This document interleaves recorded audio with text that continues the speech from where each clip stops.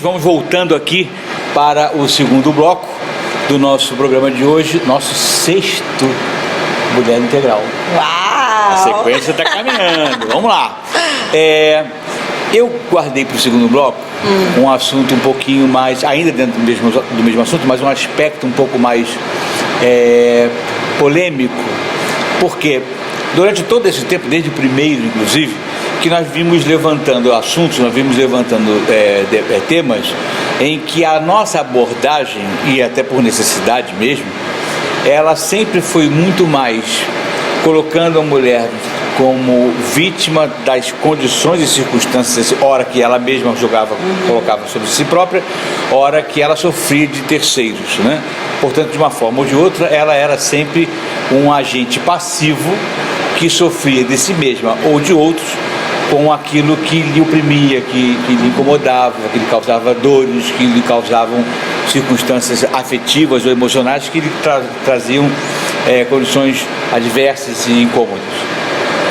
Mas eu quero abordar uma coisa diferente.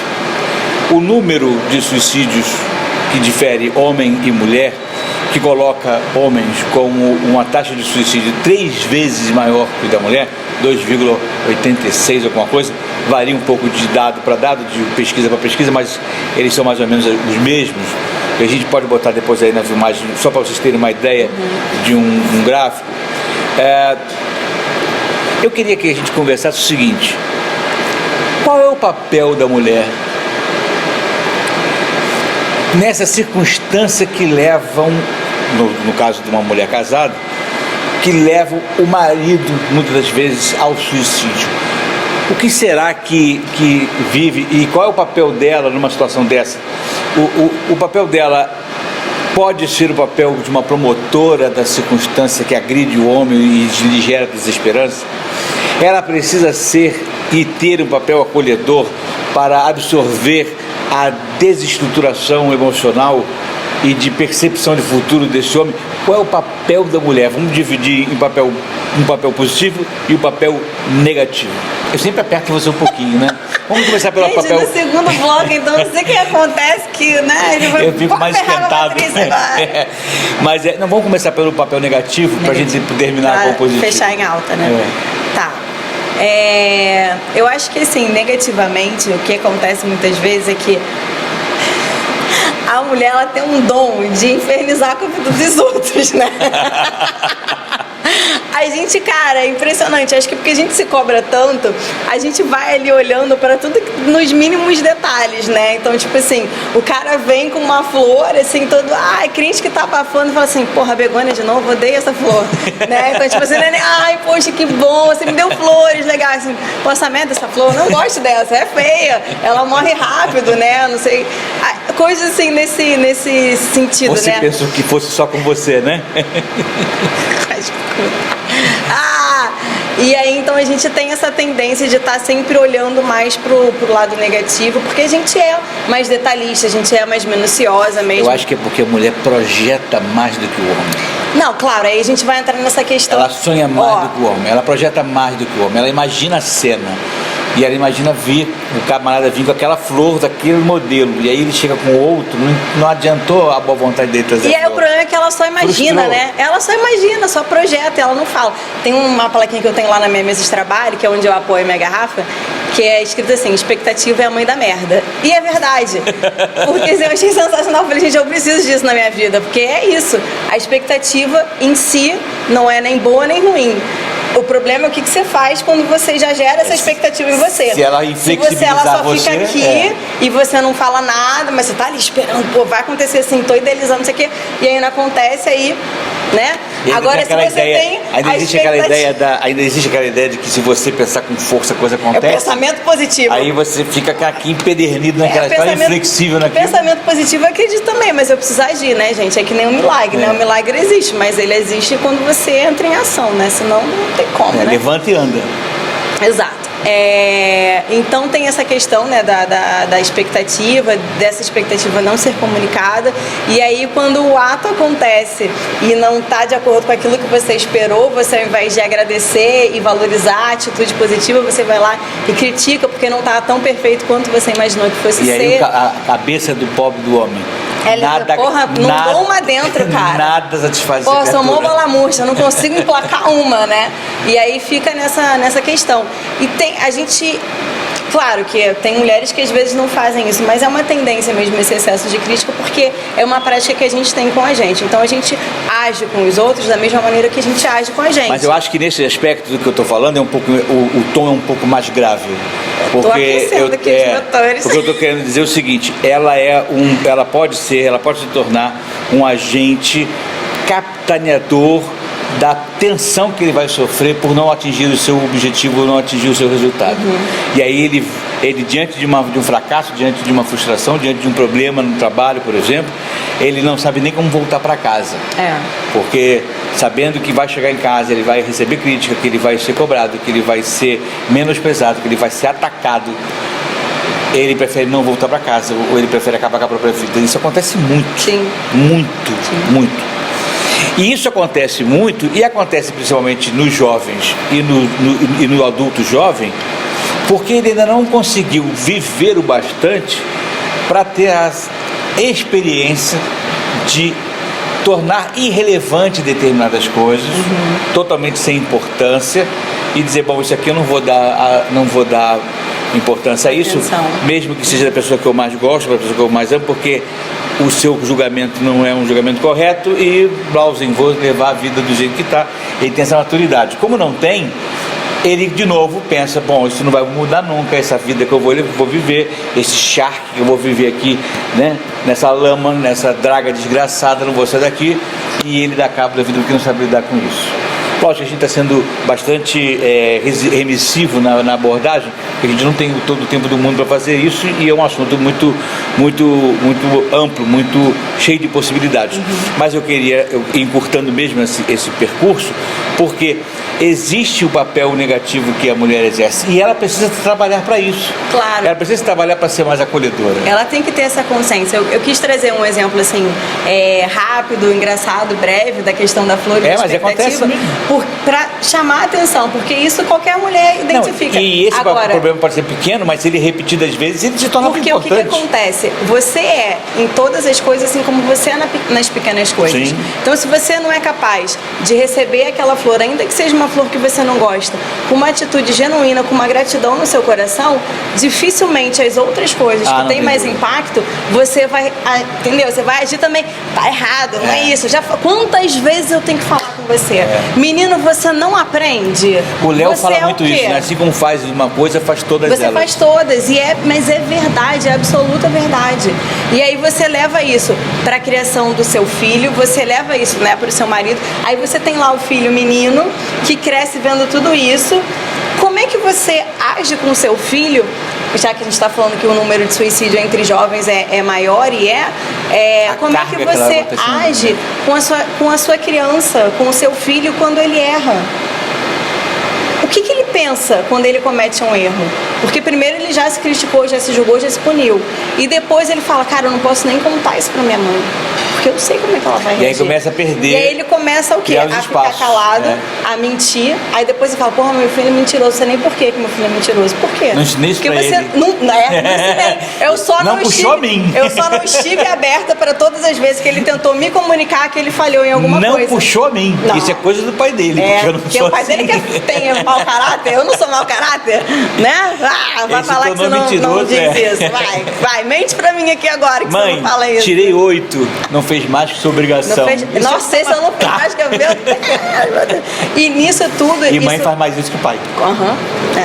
E vai, sabe, é um ambiente em que você vai formando dentro de casa e que para depois você consertar tudo isso, pode ser que não seja possível. Ou pode ser que quando você tenha esse clique, talvez seja tarde demais. Então começa a prestar atenção agora o que você tem feito dentro da sua casa, dentro da sua família, como que você tem se posicionado, como que você tem agido. Mas atenção, pelo amor de Deus, é só para você trazer consciência, não é para você trazer culpa para você, não é para você sair por aí, lerê, eu faço tudo errado, eu sou uma mulher que não presta, não, pelo contrário. Que bosta de mãe que eu sou a pior mãe do mundo, eu sou a pior esposa do mundo. Trazer não é para isso. E mudar de comportamento, coisa simples, né?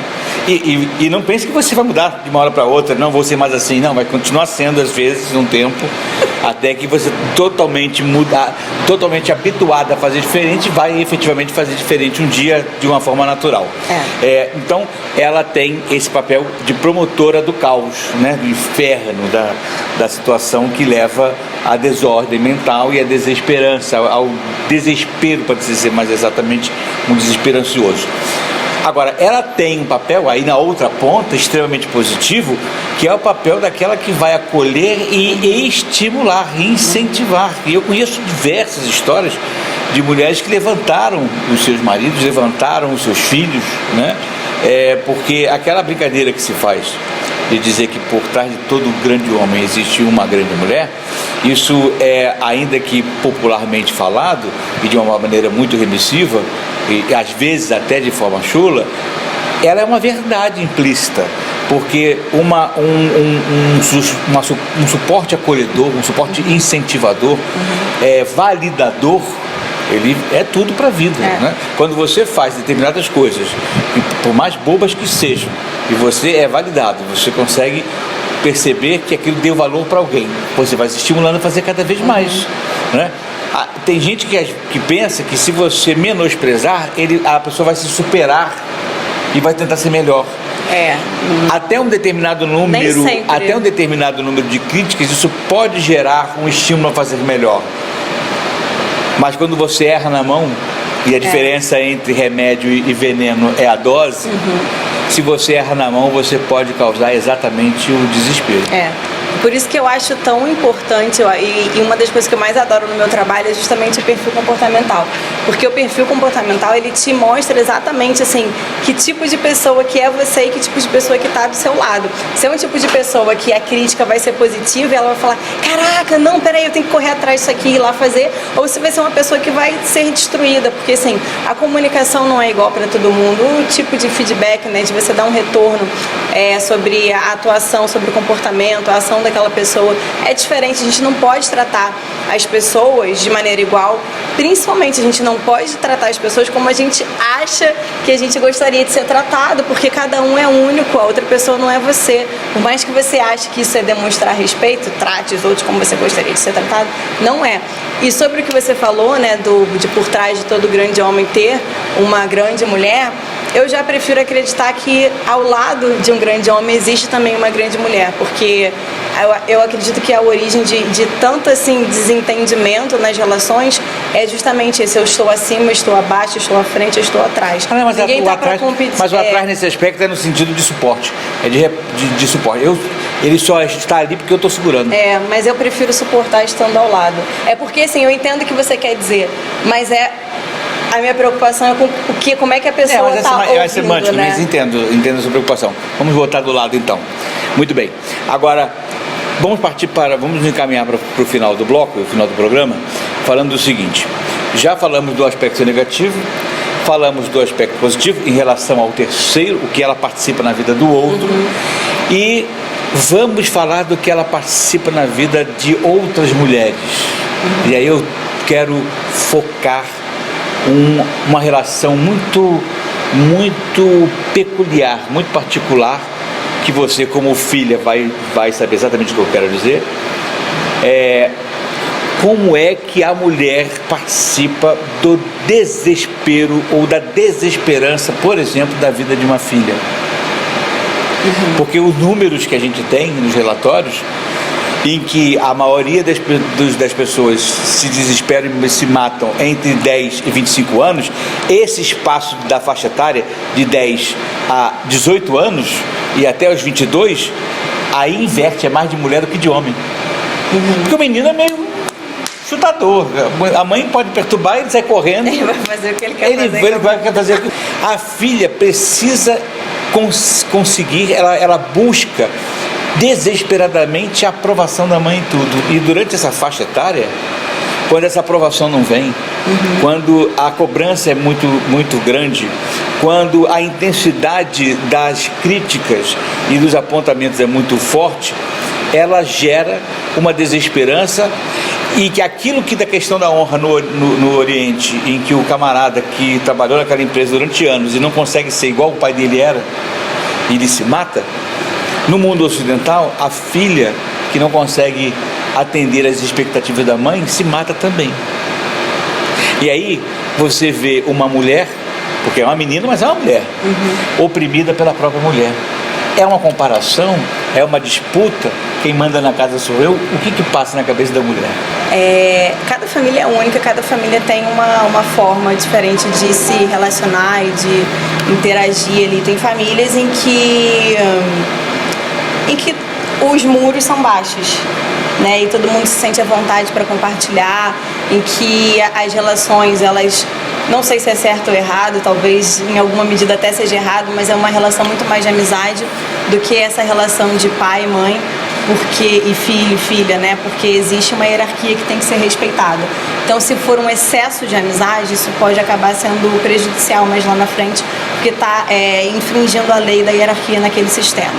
Mas, por outro lado, também existem famílias onde os muros são muito altos, e aí ninguém se sente à vontade para poder compartilhar os sentimentos, para poder admitir que errou, para poder pedir orientação. Isso tudo vem muito da reprodução, né? Então, assim, hoje eu posso ver, não só na minha família, mas na família das mulheres que eu atendo, o quanto que essa questão do entendimento de que eu só estou recebendo aquilo que os meus pais tiveram, aquilo que eles receberam, e que eles não podem me dar nada além disso, a não ser que eu assuma o meu papel e a minha responsabilidade de falar, olha, eu penso diferente, eu preciso disso, para mim isso é importante, né? E aquele sistema ele não vai mudar. Então, assim, hoje eu tenho essa clareza, mas eu não tinha essa clareza com os meus 18 anos, com os meus 15 anos, até, sei lá, com os meus 20 e poucos anos, assim. Foi uma consciência que eu vim ganhando, e principalmente que eu ganhei depois do coach, depois do meu autodesenvolvimento, do meu autoconhecimento. E isso ainda é muito tabu, sabe? Eu não sei se é tabu, mas isso ainda não está difundido. Você poder olhar para o seu pai e para sua mãe, mas principalmente para sua mãe, né, já que estamos falando para mulheres, e saber que ela é um ser único, que tudo que ela errou com você, que você acha que ela errou no amor. Ela errou querendo acertar e ela deu o melhor que ela tinha para você. Só que às vezes você não entende o que ela recebeu, né? E por que ela age daquela forma, assim. Eu venho de uma família onde existe muito essa autocobrança e essa crítica. Hoje eu olho para minha mãe, olho para minha avó e falo, caraca. E quando eu olho para mim, eu falo, caraca, mais ainda. Não é escapei, mas assim, eu estou no meu caminho para escapar, sabe? E talvez eu nunca escape, mas acho que só estar presente para isso e essa vontade genuína de fazer uma diferença que seja, eu acredito muito que, assim, cada um tem um papel de cura na própria família. Hoje eu acredito nisso, antes eu não acreditava. Antes eu falava, caraca, e aí eu fazia o que eu queria fazer e acabou. Antes eu ia mais na rebeldia, hoje eu vou no amor, sabe? E hoje eu acho que eu consegui construir uma relação muito linda que eu não tinha antes com a minha família, sabe? Tem coisa para melhorar ainda? Tem, sempre tem, vai ter até morrer. Mas é preciso muita maturidade, acima de tudo, muita coragem para admitir que você errou e que você ainda tem muito espaço para mudar, sabe? E hoje eu consigo olhar para minha mãe e eu não vejo mais a minha mãe, eu vejo uma mulher assim como eu, sabe? E a homenagem que eu fiz para ela nesse Dia das Mães, esse ano de 2019, foi muito isso, foi assim, um despertar de um amor de uma mulher para outra mulher e honrar toda a história dela, que antes eu não conseguia fazer. Eu acho que isso faz toda a diferença numa relação entre mãe e filha. Bacana, muito bem. Pra gente encerrar aqui então o nosso bloco, nós estamos fechando exatamente com o mesmo tempo do primeiro hoje. Você que está aí do outro lado, precisa entender que você tem uma responsabilidade absurdamente grande nessa história do crescente suicídio no Brasil e no mundo como um todo. Ainda que tenha diminuiu 2 pontos alguma coisa, foi uma diminuição mais quase que irrelevante. É muito importante que você entenda que você tem um papel. Primeiro, não seja o motivo do caos do outro. Em sendo, corrija o curso. Podendo, corrija o curso que outros erraram. Não tenha medo de se meter na vida do outro para salvar a sua vida. Se for para melhor, se for para tirar alguém de uma depressão, se for para tirar alguém de um iminente suicídio, haja. Envolva-se. Se meta. Porque é melhor que você seja politicamente incorreto. É melhor que você seja inconveniente.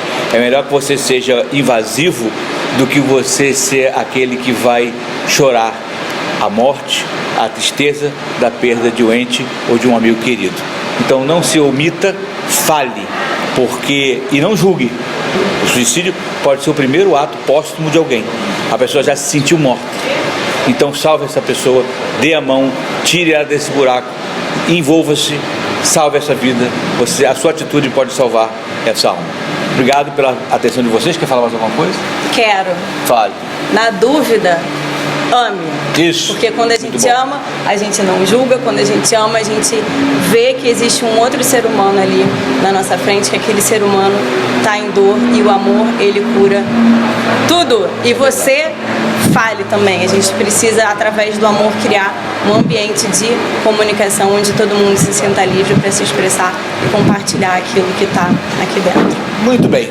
Obrigado pela paciência de vocês, obrigado pelo carinho de sempre. Nós estamos aumentando cada vez mais de audiência. Eu quero agradecer muito pela companhia de vocês, pelo acompanhamento de vocês. Os nossos números estão dobrando de audiência, de participação. Pessoas nos mandando mensagens de todos os lugares do Brasil e até do mundo, que eu recebo coisas de outros lugares também do mundo. É muito bacana, estou muito satisfeito e feliz. Obrigado pela paciência de vocês e até a semana que vem, se Deus quiser.